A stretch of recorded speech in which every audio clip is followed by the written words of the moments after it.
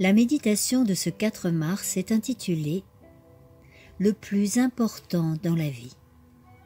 Cherchez premièrement le royaume et la justice de Dieu, et toutes ces choses vous seront données par-dessus.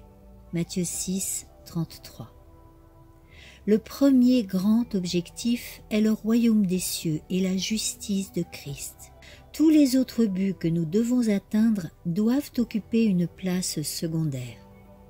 Satan donne une représentation du sentier de la sainteté difficile, tandis que les chemins du plaisir mondain sont tapissés de fleurs. Sous des couleurs fausses et flatteuses, le tentateur déploiera devant vous le monde et ses plaisirs.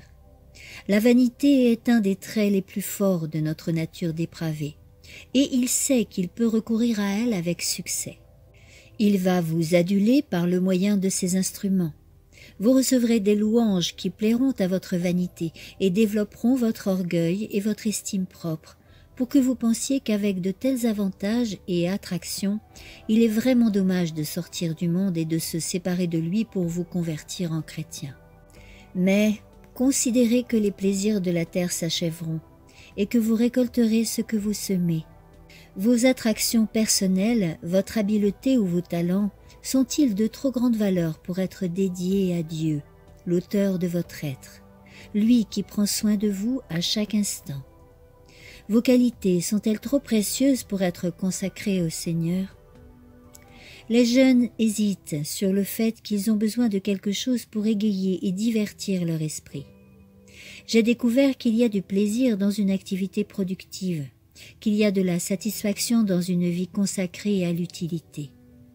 Mais il y en a qui insistent encore sur le fait qu'ils doivent avoir quelque chose, vers quoi tourner leur esprit à la recherche d'un soulagement et d'un rafraîchissement au milieu des soucis et du travail fatigant.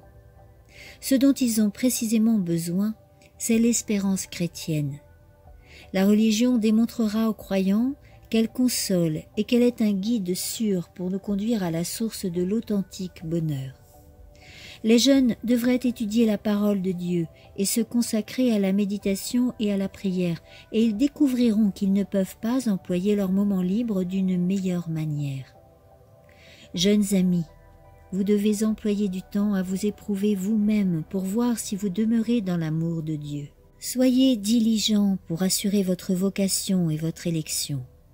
Cherchez premièrement le royaume et la justice de Dieu, que ce soit le premier et le dernier de vos objectifs. Cherchez à le connaître avec plus de ferveur, lui qui connaît si bien la vie éternelle. Christ et sa justice sont le salut de l'âme. Amen. Si tu as apprécié cette méditation, n'hésite pas à liker le petit pouce qui pointe vers le ciel et à partager.